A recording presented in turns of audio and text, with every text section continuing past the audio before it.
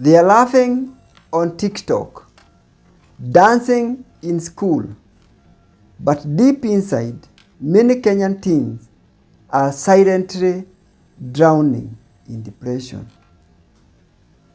Depression isn't just sadness.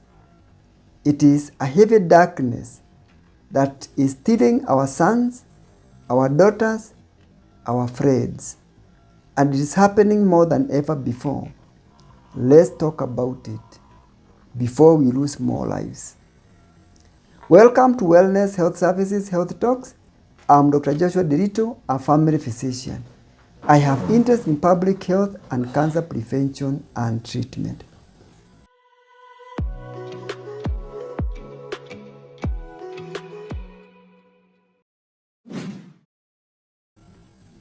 In this video, we are going to talk about depression, why so many young people are getting depression. This is important because this is taking the lives of very many young people, and the cases of suicide are rising. So why depression and what is it? Depression is a serious medical condition which is a mental health condition marked by persistent sadness, loss of interest, and emotional pain that affects your daily functioning. This is not just mood swings. It is not even teen drama. It is a clinical illness that changes how a teen feels, thinks, and behaves. Why is it affecting so many of our teenage people? One, there is academic pressure.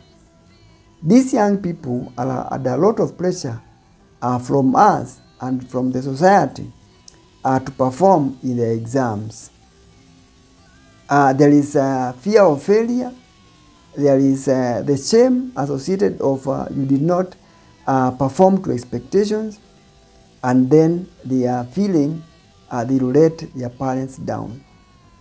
We look at the performance of our children and how good they are based on an academic mark. And we forget that there are many talents these people have, and there are very many pathways to success in life. We just need to stop thinking within the box and think outside the box and support these young people to do what they are good at, and they will flourish, because the stress of life is too much. Then we have family neglect or conflict. We have domestic violence, parental separation, which is happening very much, and then lack of attention. The young people are feeling they are not being listened to, and this makes them feel unloved, unheard, and invisible. Then you have social media addiction. So constant comparison, you want to perform like so and so. Then there is the issue of cyberbullying, digital isolation. You are so much on the social media that you think your life is what you see and live in social media. But some of this is just acting. You need to come to the reality of life. But for young people, sometimes this can be difficult, especially with the social pressure from your peers that they are all performing and they are in the social media, which can make you be on a constant chase for likes, but you lose your self-worth. Then economic hardship and poverty. There are so many people, young people now, who have put all their effort in their studies, in everything that they are able to do, but there is no reward for the effort. So they end up skipping meals. They have school fee stress, those who want to advance themselves academically, and also being a breadwinner for their families. Because as a young person, possibly you are the only person who have managed to go to school in your family, and your family is looking up to you, and they expect you to provide for them. Then there is abuse, which could be physical, sexual, or emotional. This silent trauma can be buried in their hearts for long, and they do not have ways out, and they also do not have people to help them with this. Then we have peer pressure and identity confusion.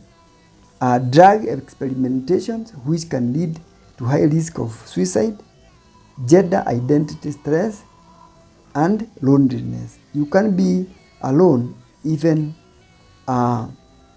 with the presence of social media, because these are not people possibly whom you can interact and be able to share what are some of the social stresses that you are going through.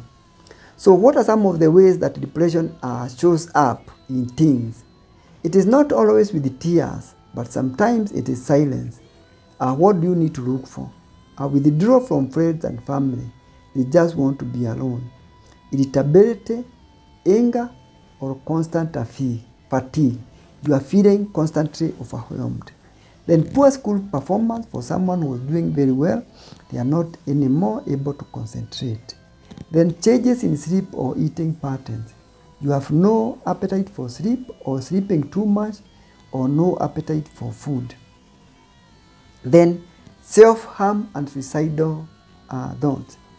Saying like this: I'm tired of everything, I don't feel worthy, I wish I wasn't here. This could be signs and symptoms that a young person is overwhelmed with life and he may need support. So what are some of the complications of depression if it is not treated? One, we have a substance abuse, which has become very prevalent. Teen pregnancies and sexually transmitted infections, because the young people, they do not see the reason anymore to take care of themselves. Dropping out of school because of loss of interest in things that used to be interesting. Suicide. Suicide now is among the top 3 causes of death in youth aged 15 to 19 years globally. This is according to the WHO statistics. And of course, Kenya is not exempt. So one unspoken thought today could lead to one funeral tomorrow. So let's take time and listen to these young people and let them not be feeling that they are invisible. So remember to share this with someone whom you think could be helped to take care of a teen who could be depressed. So what can we do to prevent depression among the young people? Talk and do not judge. Create a safe space so that teens can be able to open up. Do not judge them, do not advise, but listen, and listen with an open mind. Listen without interrupting, and also do not minimize their concerns. Educate and empower. Teach emotional intelligence to young people. Teach them coping skills and also resilience, because suicide and suicide attempts, these are signs and symptoms of inability to cope, and we can help these young people to be able to cope better. So make mental health part of our school and church conversations so that young people can be helped. Connect to purpose. Encourage sports, art, music, and mentorship programs. In one of my previous videos in my channel, I've talked about exercises as a way of helping people, young people, cope up with some of the life stresses and coping up with the issues, drugs, and issue mental health. Then seek mental health. If signs persist for more than 2 weeks, then it is time to involve a counselor, a psychologist, or a doctor. Treatment may consider cognitive behavior therapy, family counseling, or in severe cases, medication. So stop the stigma. Mental health is not weakness. Depression is not demonic possession. It is a real illness and it is treatable. We need to take the necessary measures. So our teens do not need to be perfect, and we do not need to be perfect parents with flashy phones. What our teens need is love, attention, and safe spaces to cry, speak, and heal.